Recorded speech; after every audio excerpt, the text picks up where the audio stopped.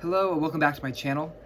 So I am going to do a tag today, and I know it is not Tag Tuesday, but I kind of like doing tags not on Tuesdays anymore. It's kind of fun. It feels sort of rebellious. And so today I'm going to do a tag that I was tagged in, and this is a fairly newer tag that's been circulating BookTube. This is the Personal Rules for Reading book tag. And so there's a couple interesting things about this tag. So this is an open source book tag created by MJ at Reading This Life. It was an inspired original.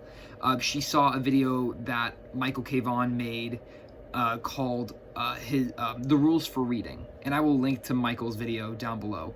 But anyway, MJ sort of weaponized that into an original inspired tag, and that is what this tag is. And so what her thought was with it is that sort of as we film our own versions of this tag, we can add our own questions to it if we want to, so that then we get a really interesting sort of mix of everyone's questions as the tag grows. And also, she had said that when the tag passes 10 questions to make it to make a part 2, so then there will be multiple parts of this tag sort of floating around BookTube. And so when I put in my own question onto this tag, it bumped it up to 11 questions, and so this is going to be the part 2 of this tag. A lot of people have already done it, and a lot of people have already added questions, and so I've gone through and tried to find all of the questions that people have added to make sure that I have all those in here, along with the names of who put in the question. But if I have missed anyone, or I didn't get all of the questions in here of the people who have done this tag, I am sorry. I looked through, I tried to find everyone, but it gets sort of complicated with so many people doing it sort of at the same time. Some people don't catch the other questions, or they're posted within the same hour, and it gets a little confusing. But hopefully I grabbed everyone who has done this and added their question into this queue. So the original prompt list was 4 questions. It is now up to 11. And so I will start here reading through with the first questions. The first 4 are MJ's questions. Number 1 being, oh, and by the way, I have the questions here on my iPad, so I have it propped on my desk. So if I'm looking down, I'm looking at my iPad to get the questions. So prompt number 1 is: do you strive to read every day? If yes, do you do anything different or special to make time within your day? If no, why not?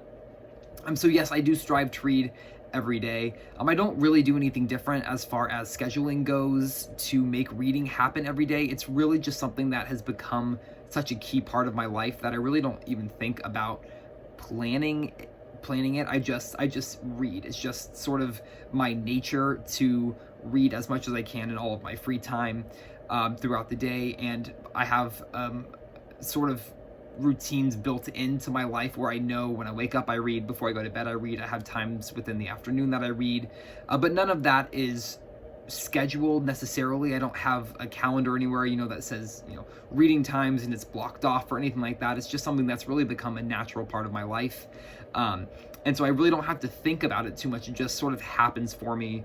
And I don't have to really worry about it. I just know it just sort of happens. Prompt number 2 is: do you always stay within your favorite genres, or do you experiment with reading different genres and subgenres? And for the most part, I spend my reading in genres that I'm comfortable with. Classics and historical nonfiction are the 2 genres that I read the most of, but I'm definitely up for experimentation. I've been reading a little bit more science fiction and fantasy lately than I have ever in the past, sort of because there are genres that I've never done much in, and so I'm trying to get more familiar with them. But for the most part, I stick with the genres that I know are favorites. And prompt number 3 is: do you DNF? And DNF means did not finish. If yes, what was the last book you DNF'd and the reasons why? And if no, then what drives you to finish the book? So for me, I don't DNF, and that's just because I have a big problem not finishing something. Once I start into a book, I really just want to read the whole thing, even if I'm not enjoying it. And that's really just because I feel like I can't say I've read the book until I have physically read every single page of that book. And I don't like to not finish a book after starting it. And so I always push through just to be able to say I sat through this whole book, I read this whole book, and then being able to have more concrete reasoning as to why I didn't enjoy a book, I feel is important for me. I don't want to just say I didn't like it or I don't like it and stop. I want to sort of sit with my thoughts, sit with why am I not liking this as I'm reading it, sort of trying to analyze what it is about the specific book that I don't like. And so I feel that I can't make an accurate judgment of the book.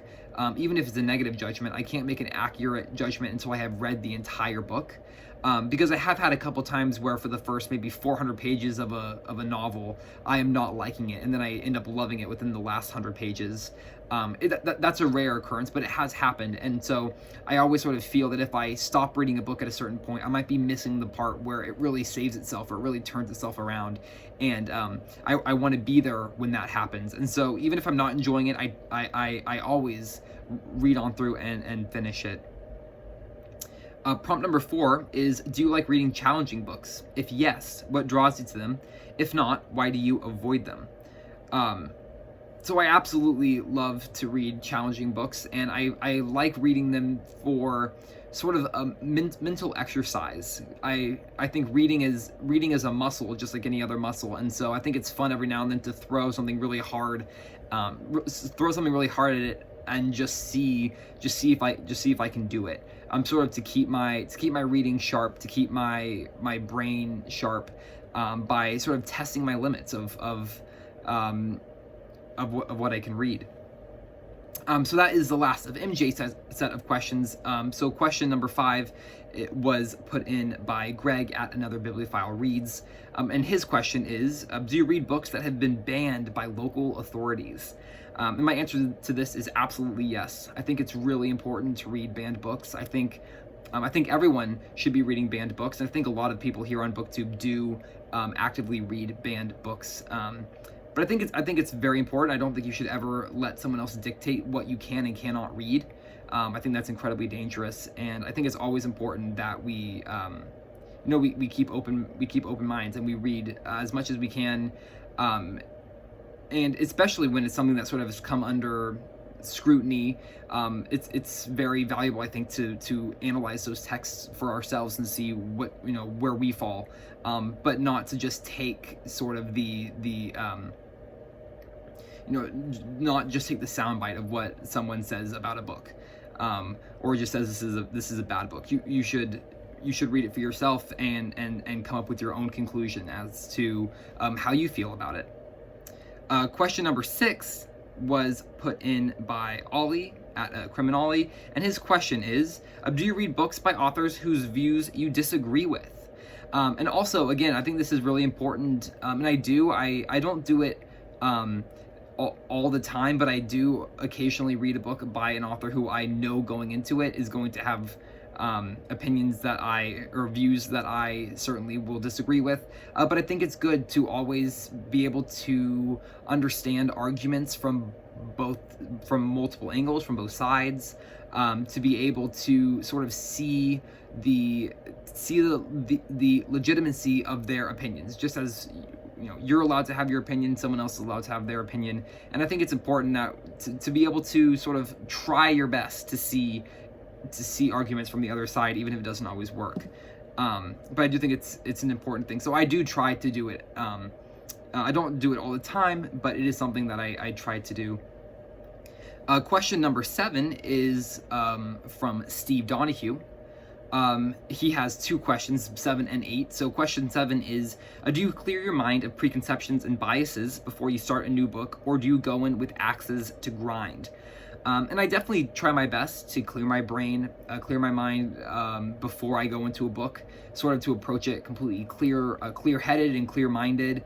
I try not to go into a book annoyed or go into a book sort of looking for all the problems that are going to be in it, and more sort of just to take it freshly and analyze it for what it is. So then question 8 is also Steve's question, and he says, or his question is, do you recommend books if you end up really liking them? If so, what form does that recommendation take? So I really don't do a whole lot of recommending of books, but if it's a book that I really, really love, I will recommend it. The most common form of that recommendation will be here on BookTube. I'll mention it in a video, or I will, comment on someone else's video and talking about a book that I really liked, or messaging someone privately. But I don't do a whole lot of recommending, even if I really love a book. For some reason, it's just something that I really have never done a whole lot of. And I think it maybe stems from just the fact that I know I haven't read that much. And so I don't want to recommend a book of a particular genre because I don't know what else is out there. That I don't know what other similar books there are. So I think that'll probably change as I get more and more books under my belt, a more free feeling of recommending. Question 9 is from Bill at the Rutenberg Library, and he said his question is, what was the last book you recommended? Was there a specific reason for that book? Do people come to you regularly for book recommendations? And so for this, I can't remember the last book I recommended, because I think it was probably a really long time ago. Just because I don't do a lot of recommendations. I don't really offer a lot of recommendations. People do ask me for book recommendations every now and then. I might get a Goodreads message, or I get a comment on a video of someone asking for a recommendation about a certain topic. And if it's something that I have read about and I have a couple of books that I know are good on that subject, then I will recommend them. But for the most part, I steer clear of doing recommendations, at least at the moment. And then Bill has another question. Question 10 is, what book have you had the most success in recommending? And unfortunately, I don't have an answer for this one, just because I don't do a whole lot of recommendations. And then the final question for this video is prompt 11, which is a question that I added, and that is, do you take notes or annotate while you read? And if so, what form does it take? And so I do take notes and I annotate while I read. I really mainly do it with nonfiction. I don't do it with fiction as much. And I know that this is probably an awful thing, but I do mark in my books, and I am sometimes completely shocked at myself that I do that. But I don't use highlighters. I don't use markers or pens or anything like that. I do really, really light underlining in pencil. And so I'm not putting ink on the page, and it's taken me a long time to even let myself use a pencil in a book. But I have come to realize that the pros of annotating and note-taking far outweigh the horrible feeling of marking up a book. And so what I typically do is I read along with a pencil. I sort of track along with a pencil, and I also find that helps me read a lot faster. And then anytime I come across, a paragraph or a sentence or anything that's interesting, I do underline it. Sometimes I'll draw a bracket around a larger chunk of text in the margin. And then most of the note-taking that I do will be on a separate piece of paper or on Google Docs or something like that. And that's mainly because I'm typically a little bit long-winded in my notes, and so I don't always have enough space in the margins to write everything that I want to write. And I don't do the same level of notation with every book that I read. Some books, if I know it's just going to be more of a casual, light read, I won't notate. But if it's something that's a little bit thicker, a little bit more challenging, that I know I really want to sit down and wrestle with, then I will do a very thorough notation. And it does slow the reading process down, because I really try to open a dialogue with the author and make it a conversation instead of me just sort of digesting the information given to me. I like to process it through more of a conversation, so putting in my own thoughts, asking questions, raising arguments, that sort of thing. When it happens, it doesn't always happen. A lot of the times, if I'm new to a subject, I need to know about it, so I'm just reading the book. But if it's something that I've read multiple books about, and I can sort of start to form some of my own opinions or see discrepancies between information, then I can sort of start to, add those sort of observations into my note-taking.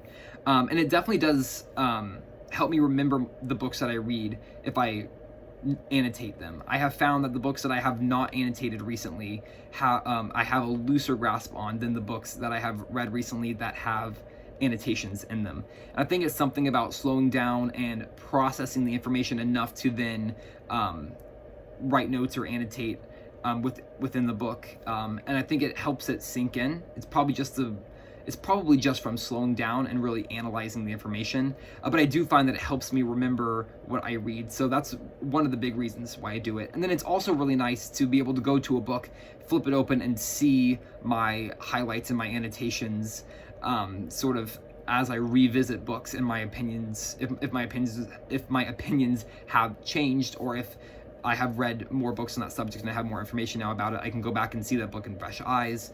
So I really enjoy it. I think it's a really great thing to do.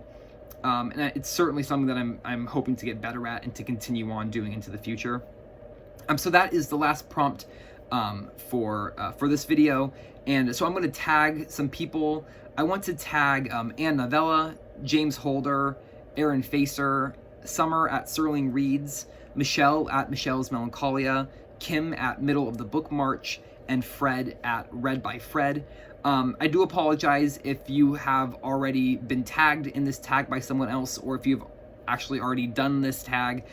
Before I filmed, I sat down and I searched this tag and tried to find everyone who had already done it, but it was hard to sort of see who everyone has tagged and if there were any similarities of people tagged. And so I do apologize if you already have been tagged in this, but if you have not already been tagged, I would absolutely love to see your versions of this tag. It is super fun, and again, MJ, if you're watching this, thank you so much for coming up with this genius idea of an open source book tag. I think it's going to be a ton of fun. And so if you would like to leave a comment down below, please feel free to do so, and I will catch you in the next video. Bye for now.